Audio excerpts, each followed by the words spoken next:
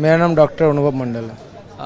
अभया के साथ जो कुछ भी हुआ था उस दिन, क्या सब हुआ था, थोड़ा डिस्क्राइब कीजिए। देखिए एग्जैक्टली क्या हुआ था वो तो हम लोगों को नहीं मालूम है। जो इंक्वेस्ट रिपोर्ट से जो निकल आया जो कि उनको स्ट्रैंगुलेशन और स्मॉदरिंग के थ्रू से उनका मर्डर किया गया और कोई सेक्सुअल असॉल्ट का कोई मतलब एंगल भी रह सकता है उसमें, जिसका मतलब पोस्टमार्टम रिपोर्ट जो हम लोग को अभी तक हाथ में नहीं मिला है उसमें प्रॉब्ली उसका मेंशन है।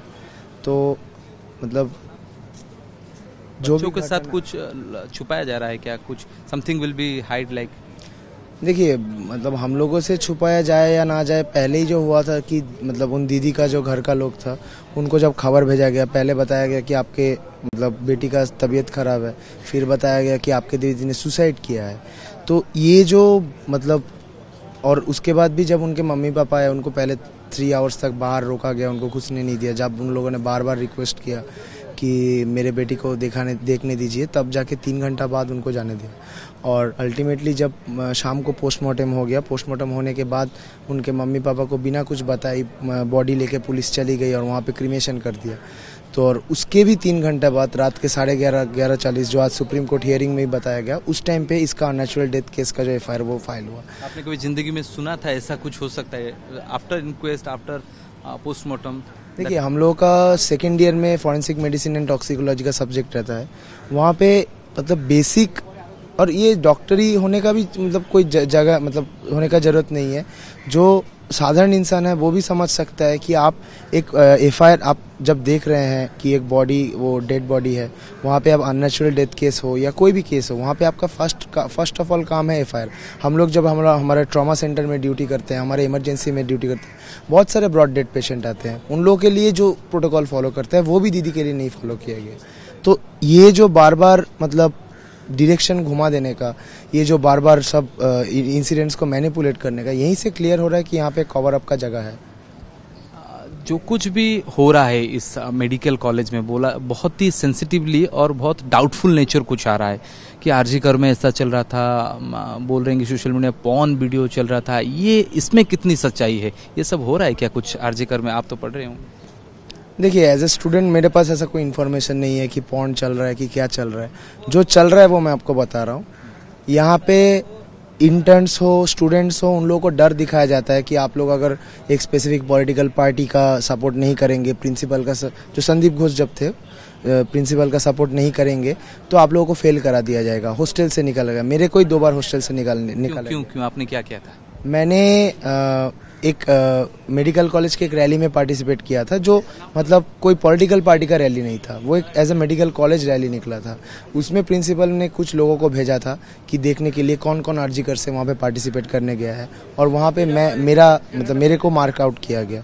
और उसके बाद मेरे को, क्योंकि मैं रिजर्व कैंडिडेट हूँ, मेरे को बार बार मतलब मेरे कास्ट को लेके, मेरे मम्मी पापा को लेके बहुत उल्टा सीधा बात। डायरेक्टली कौन कर रहे थे? संदीप घोष डायरेक्टली आके करेंगे तो वो तो पकड़े जाएंगे, इसीलिए वो कुछ स्टूडेंट्स का हेल्प लेते थे जो उनके मतलब क्लोज थे और जो उनको मतलब स्टूडेंट्स में इन्फिल्ट्रेट करने के लिए जो हेल्प करते थे। तो ये लोग जो हैं, ये लोग आके हम लोग को डायरेक्ट धमकी देते थे कि तुमको डॉक्टर नहीं बनने देंगे, तुम कैसे जिंदा रहोगे देख लेंगे, ठीक है। और इसके लिए हम लोगों ने टाला पुलिस स्टेशन जो हमारा जिस जुरिस्डिक्शन में पड़ता है, वहाँ पे हम लोगों ने बार बार जनरल डायरी किया, एफआईआर करने का कोशिश किया, लेकिन एफआईआर भी नहीं हम लोगों को करने दिया था उस समय। मतलब हम लोग को समझाया गया कि इस बात में एफआईआर नहीं हो सकता है, जो भी हम लोग तो उतना नहीं समझ पाते थे। हम लोगों ने करप्शन कुछ हो रहा था संदीप घोष के दौरान। देखिए एडमिनिस्ट्रेटिवली जैसे कुछ एग्जाम्पल मैं आपको देता हूँ। जैसे 2023 के शुरू में एक घटना घटा था जो मतलब नेशन वाइड न्यूज हुआ था, जिसमें ह्यूमन राइट्स कमीशन ने डायरेक्ट संदीप घोष के अगेंस्ट में मतलब केस किया था, जिसमें उन्होंने 3 डेड बॉडी को एक ईएनटी वर्कशॉप में बेच दिया without the permission of their guardians, legal guardians. तो ये जो पेशेंट के जो घर के लोग हैं, उन लोगों को बिना बताए उनका जो मतलब जिनका डेड बॉडी था उनको बेच दिया गया। इससे खराब मतलब ऐसा और भी बहुत स्कैम उन लोगों ने किया है। हम लोग को अभी पता चल रहा है कि हाउस स्टाफशिप भी हम लोगों को जो मिलता है इंटर्नशिप के बाद, उसमें भी मतलब पैसा देके बाहर से लोगों को लाके, या कॉलेज में भी जो डिजर्विंग कैंडिडेट्स हैं उन लोगों को भी पैसा देके घुसना पड़ा। तो ये जो डर का माहौल है, इसी का जो चरम अवस्था है, उसी में ऐसा घटना घट गया। आपको लग रहा है कि कोई someone will be come outside and doing all this sheets? देखिए, जैसे हम लोगों ने बार बार देखा कि एविडेंस को ढकने का कोशिश या एविडेंस क्राइम साइट को तोड़ने का कोशिश हुआ है। मेरे को लगता है कि अगर किसी को पता भी होगा तो वो अगर बहुत साहस करके आके सामने आके बोलेगा तो एक बात है, नहीं तो मतलब सबको अपना जिंदगी का डर है। ठीक है। अभया के दौरान जो संजय राय एक्यूज कहा जा रहा है, अकेला उसने उस दिन था और ये सब कर सकेगा, किया है, ये यकीन आप कर पा रहे हैं? देखिए, प्रोबेबली इंक्वेस्ट रिपोर्ट में ही और पोस्टमार्टम रिपोर्ट में दोनों में ही मेंशन किया गया है कि ये मतलब मल्टीपल एसेलेंट्स प्रेजेंट थे। और मतलब संजय राय हम लोग मतलब जो हम लोग को लग रहा है कि Sanjay Rai is only a scapegoat. ठीक है, उनको मतलब हो भी सकता है वो उस समय प्रेजेंट थे। ये तो पूरी इन्वेस्टिगेशन अथॉरिटी का दायित्व है कि कौन वहाँ पे था, कौन क्या किया था। लेकिन हम लोगों को लगता है कि यहाँ पे सिर्फ संजय राय था, ये तो नहीं हो सकता, और भी कोई तो शामिल होगा ही। अभी नए प्रिंसिपल आ गए हैं, उम्मीद क्या है? देखिए, हमारे जो मानुष सर जो आए हैं अभी प्रिंसिपल, वो पहले हमारे एमएसवीपी सर थे, हम लोग जो फर्स्ट ईयर में आए थे, और बाद में भी पिछला साल 2023 के सितंबर में वो एक महीने के लिए वो प्रिंसिपल भी थे। लेकिन हम लोग मानुष सर के ऊपर भरोसा कर रहे हैं, हम लोग को शास्त्र भवन के ऊपर कोई भरोसा नहीं, क्योंकि यही शास्त्र भवन ने जिसने संदीप घोष के हटा के मानुष सर को लाया था, वही शास्त्र भवन ने दूसरा एक महीना बाद दूसरा ऑर्डर देके मानुष सर को फिर से हटा दिया और संदीप घोष को फिर से प्रिंसिपल रख दिया।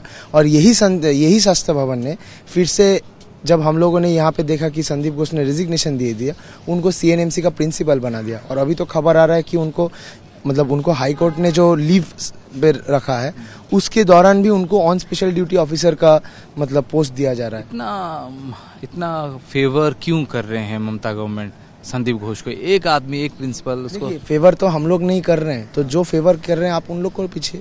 आपको क्या लग रहा है, इतने दिन तो आपने गुजारा होगा उनके साथ?